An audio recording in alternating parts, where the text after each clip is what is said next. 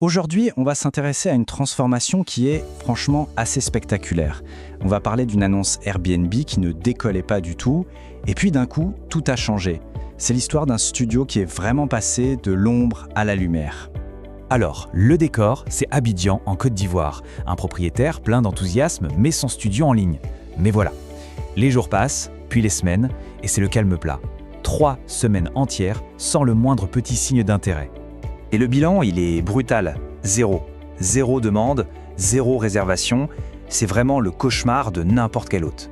On pourrait se dire que le logement a un souci, mais en fait, la solution était ailleurs.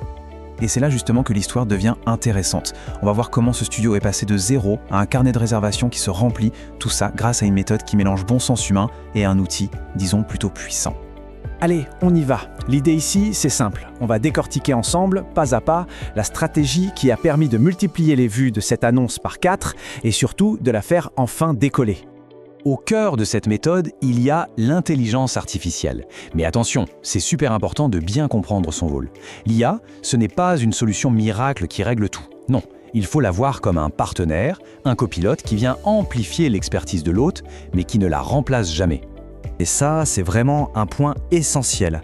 Tout commence bien avant d'ouvrir un outil comme ChatGPT.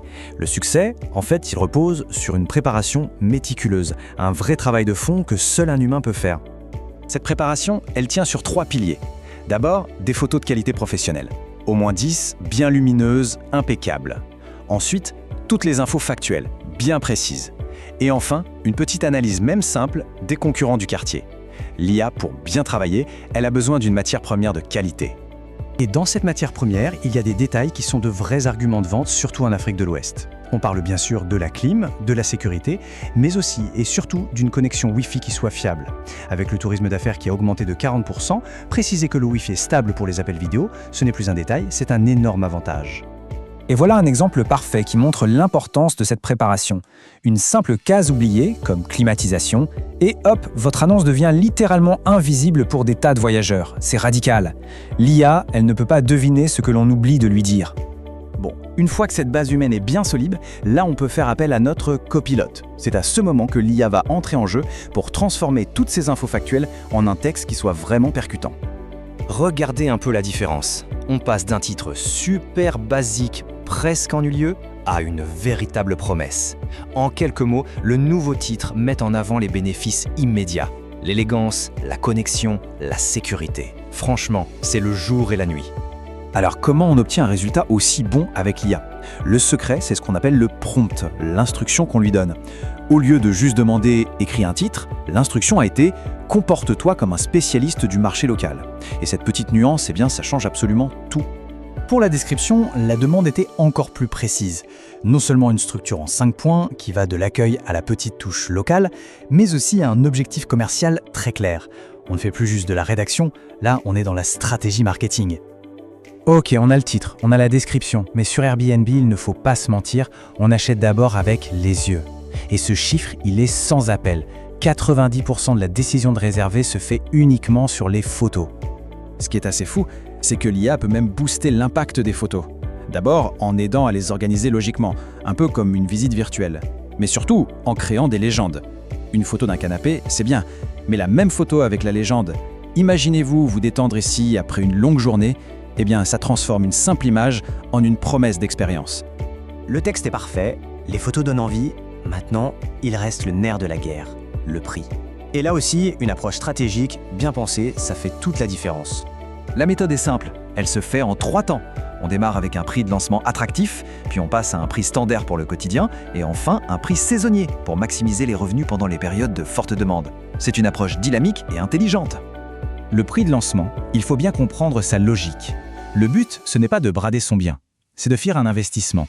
C'est en quelque sorte un coût d'acquisition pour obtenir très vite les premiers avis 5 étoiles, qui sont cruciaux pour que l'algorithme d'Airbnb vous mette en avant. Et ça, c'est une petite habitude qui fait une énorme différence. Le simple fait de jeter un œil à son calendrier chaque semaine et d'ajuster ses prix, même de 10% selon le remplissage, ça peut augmenter les revenus mensuels jusqu'à 20%. C'est 5 minutes par semaine pour un impact vraiment énorme. Alors, revenons à notre studio à Abidjan. Après avoir mis en place toute cette méthode, qu'est-ce qui s'est passé concrètement? Eh bien, les résultats sont là et ils sont assez impressionnants. Le premier changement, ça a été la visibilité.